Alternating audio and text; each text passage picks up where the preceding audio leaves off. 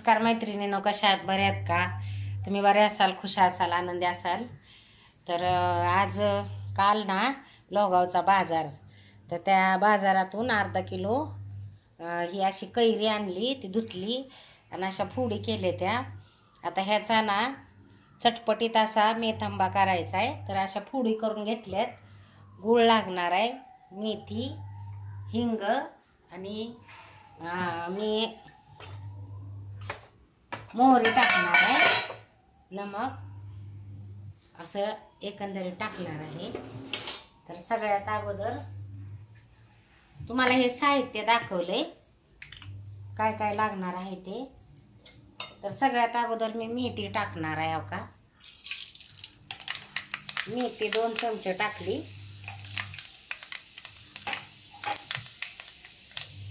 तसंच मोहरी पण टाकणार आहे.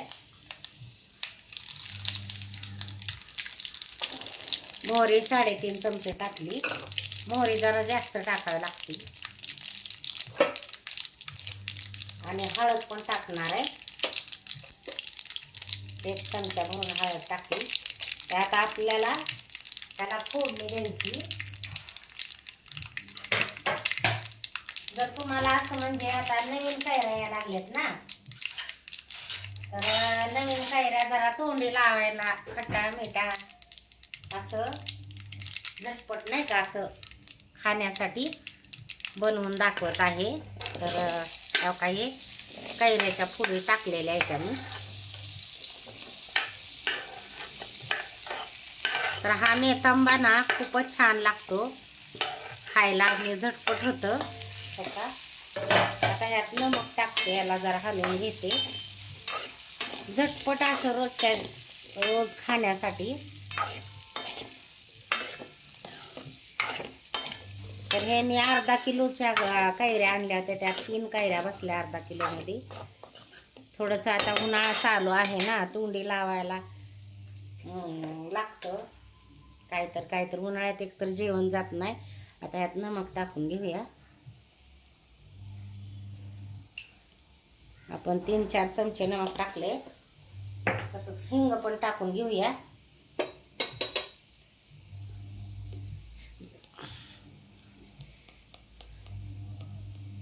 एक चमचा टाकले बारका मसाल्यातला चमचा.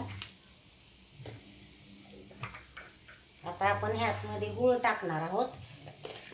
तर गूळ ह्यातच घेऊन टाकते. थोडं खट्ट थोडं मीठ असं असते हे. तर ह्या का हे आपला भाजीचा चमचा आहे ना, तेवढा मी 2 चमचा टाकलाय गूळ. थोडासा अजून टाकते म्हणजे छान लागल. थोडं खट्ट मीठ थोडं अजून टाकते.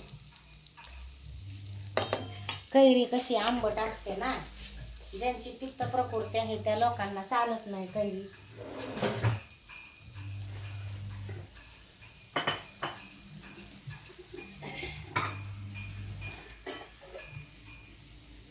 ही काश्मीरी मिरची पावडर आहे.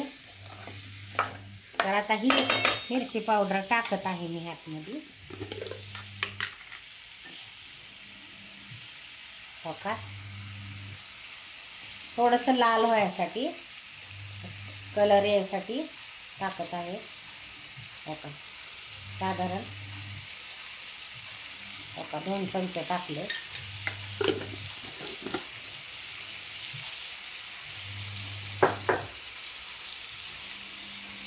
तर हा मेथांबा आपल्याला ना झटपट खाता येतो. झटपट करून आपण खाऊ शकतोय. हो का, आता ह्याला आपण ना त्या गुळाच्या पाण्यातच आपण शिजवून घेणार आहोत. मग हे शिजल्यानंतर मग आपण आता याला आपण थोडं शिजू देऊया. जर समजा ह्यात कमी पडलं तर माझ्याकडं कच्ची साखर आहे, त्याला खांड म्हणलं जातं. खरं तर तीच टाकायची होती मला, पण बोलता बोलता मी गूळ टाकला. ठीक आहे, काय हरकत नाही. पुढच्या ह्याला मी परत खांड टाकून ते पण दाखवीन मी मेथांबा कसा बनवायचा. सेम अशीच प्रोसेस आहे, पण ती मी कच्ची साखर म्हणजेच खांड खांड टाकून मी बनवणार आहे, तर ती पण मी तुम्हाला पुढच्या वेळेला दाखवते. तुम्हाला तर माहीतच आहे आमच्या घरात खवय्ये आहेत, मुलगी मुलगा मुली आहेत, त्या सगळेच खवय्ये आहेत. चटपटीत असं काहीतरी लागतं आणि मग माझा प्रयत्न असतो चांगलं असं चटपटीत काय ना काहीतरी बनवून ठेवायचं. मग आता ती बघा आपण शिजू देऊ छान मस्तपैकी थोड्याशा ह्याच्यावर. मग आपल्या कैऱ्या जरा अशा नरम झाल्या की आपण काढून घेऊया. तर आपलं हे शिजतंय गुळामध्ये कैऱ्या. तर आता ह्याला मी झाकण टाकणार, झाकण टाकून मग ह्याला आरामशीर असं शिजू देणार.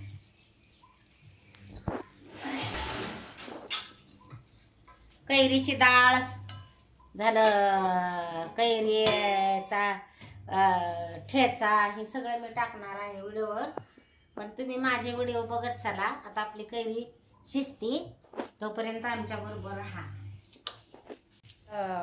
पाना उतरण्यासाठी थोडं ह्याला असं चेंगरून घ्यायचं.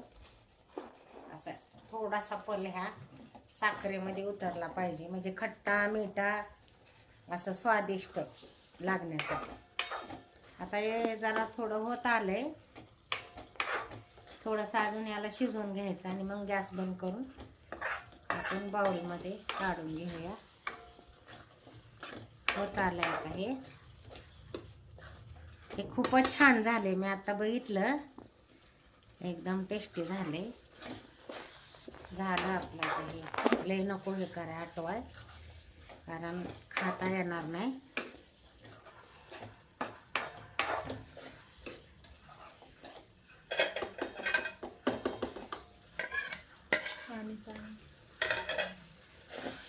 झालंय आता साधारण. मी गॅस बंद करते,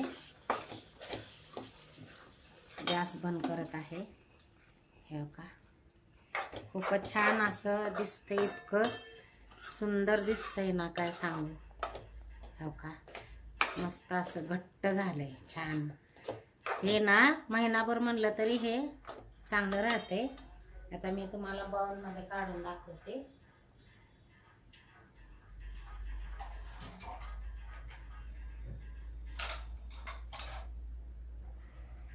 ते खायला पण इतकं टेस्टी लागतंय ना की झटपट आपलं मेथांबा तयार.